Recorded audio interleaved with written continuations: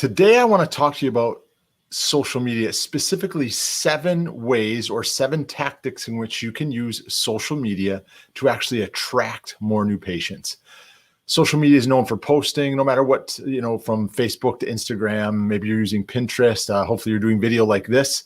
But I really want to talk to you about 7 different and unique ways in which you can utilize social media to attract more new patients in your practice, because we all can use those. So let me dive into kind of a presentation here with you. Add that to the stream here. So again, how can you use social media to drive in more foot traffic into your practice? So let's see what we can do going into here. So that's myself, my wife, Terry. We started Practice Insider's Edge to provide a platform we can help other practices grow and scale their practice specifically. We use what's called the practice leverage method, as well as our all-in-one platform called the Grow platform. So feel free to reach out to us if you have any questions about that. But for many, online marketing is only part of the game for healthcare business owners. And if you don't have an online store, now that's a large question. Not everybody has an online store when it comes to their practice. If you sell supplements, if you sell products, this is more directed in that direction from the store perspective. And not everybody has that, but if you do, it might seem as though marketing on the web is an afterthought. But something that no one really puts into relation is the foot traffic and what some of that social media can do for you. So I want you to think again about this, like, what is a different way in which we can use social media to drive it in? So the truth is that a growing number of consumers rely on social media to find recommendations for healthcare practitioners, just like yourself.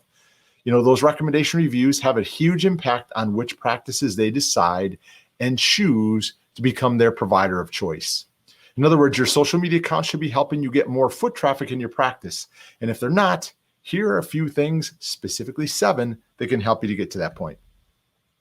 Advertising an inexpensive item or freebie. Now, this sounds like it's just for a store. I want to pre-frame this by, I really don't like people to give a lot of things away for free, specifically their service. As a chiropractor or a physical therapist for my wife, I don't think it's great to give an adjustment away for free. I don't think it's great to give exercise routines away for free. Every once in a while, there's a ways around that, but this isn't giving away your schooling for free. This is about if you carry a product or some type of a service that's ancillary in your practice that you can do that doesn't take a lot of maybe hands-on time for yourself. So a lot of times patients just need a little bit of an incentive to come in to see you, but it's true, pain is not typically enough. We know that because we know many more patients or prospects should be coming in to see us in our practice. They just aren't. So if we can offer them something special or a giveaway, it'll actually, entice them just a little bit more. So for example, run a buy one, get one free special. It happens all the time with GNC. So if you have a popular supplement, vitamin C, echinacea, anything like that, maybe you have pain creams, BioFreeze, anything like that would bring them in to see what you offer. Something that we did for ourselves when we first started in our practice, and our practice was called Integrity Sports Medicine, is we started having free Saturday clinics for athletes. We would allow athletes to come in from 9 to noon, depending on the games that they had during the week and or Friday nights, and come in and we would treat them for free. And it actually was a loss leader for us from a marketing perspective, but we generated some tremendous patients and built a lot of trust by offering that in our practice. Of course, do everything clinically within the realm of making sure you're not giving away a service. And if they need x-rays, you refer them out. If they need something more, do that. But that was just something that helped for us. And maybe you can offer a small giveaway, a free laser session or a chair massage, or if you have a thumper of old, or if you have a hypervolt or hyper ice, something of that nature, and you want to give that away for free, that's an option too. Giving people something for a reduced price or a free trigger, something what you call reciprocity. It's where it's a cognitive bias that makes people want to reciprocate when you do a favor for them. It's responsible for the feeling of guilt when you get when somebody gives you a gift over the holidays and you don't give them something in return. It sounds evil, but to be honest, it's helpful because if you're giving them something for free, they're going to want to do something in return, and maybe becoming a patient or referring a patient is a good thing because you can help those people out. Incentivize your existing patients to make referrals, and incentivize new patients to, of course, always stay within the legal realms of your licensure and specifically your state licensure. Now, it can be difficult for your existing patients to refer the friends and family members to your practice unless there's something in it for them. And then people the people that they talk to will likely check out your practice if they're getting something for it too. So here's a solution to think about. Offer a two-way deal where both your existing patient and the person you refer gets something in return. And again, an example might be a free nutritional consultation or an ACL screening for athletes. Tremendous populations on both ends that can benefit from that. So if you have a female athlete that comes in and they have a friend, you can offer them a nutritional consultation, and maybe their friend that's on the volleyball team or basketball team, baseball team, whatever it may be, you can offer them a free ACL screening. That way your existing patients will feel as though they're offering their friends something valuable, and vice versa. Something else that you can do, a second one, is partner with other local practices on social media. One of the best ways to connect with new patients in your area is to partner with other local practices, particularly those whose audiences overlap with your own. So an example is if your practice does not offer massage therapy, you may want to partner with a private practice massage therapist. It's a great two-way street, whether you are a chiropractor like myself, or a physical therapist like my wife, or an occupational therapist, or a nutritionist, or an acupuncturist, or a massage therapist, vice versa. Doing that role reversal can help you. Or if you own an occupational therapy practice and you may want to work with an acupuncturist. Anything that offers ancillary services can help. So running social media contests where you promote your partner's posts and content, and run ads and promote for the contest that you're having. Each contest sponsor should contribute a part of the prize. Offering special promotions and package deals for people who are willing to patronize both practices, and then cross-promoting content. You write a blog post for them, they may write a blog post for you, or do a video for you, or vice versa. Or if you actually treat that individual, you can actually give a video testimonial or a Google review. So you basically get the idea. The key is to make sure that those practices you partner with are the ones that audiences are likely to buy from you or participate in the services that you offer as well. You want to share coupons. Now I'm going to jump to this right away. This is not for everyone, and it's not meant to cheapen you or your practice. As a chiropractor, the offers that are out there just make me cringe, where for $19 you can get consult, exam, x-rays, and your first visit just for $19. And I think that that's disgusting, and it just cheapens my profession. So I'm not asking you to do that if you're a chiropractor, or anything that you think would do that for you as a physical therapist, or whatever your service offer that you may do. Print at home coupons are a great way to incentivize patients. Everybody likes to save money and get a bargain.